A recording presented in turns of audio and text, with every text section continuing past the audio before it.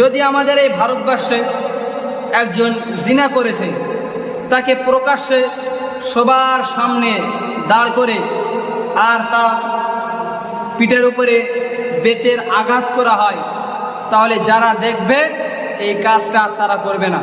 এরকম আফগানিস্তানে এই আইন রয়েছে যে আফগানিস্তানে চুরি করলে হাত কেটে দেওয়া হয়।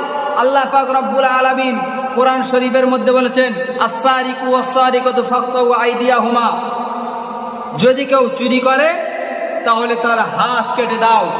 এরকম একবার আফগানিস্তানে এক লোক চুরি করে, তো তাকে যখন হাতটা কেটে দেওয়া হয়েছে, তো আফগানিস্তানে চুরিটা কম হয়ে গিয়েছে। কারণ যে চুরি করতে যাবে সে একবার ভাববে যে আমি চুরি করলে আমার হাত কাটা হয়ে যাবে। যে জিনা করতে যাবে সে জানবে যে আমি জিনা করলে আমাকে মেরে দেওয়া হবে। আল্লাহ পাক রব্বুল আলামিনের কোরআন অনুযায়ী যদি এই দেশটাকে চালানো হতো, তাহলে এই দেশের পরিস্থিতি এরকম হতো না।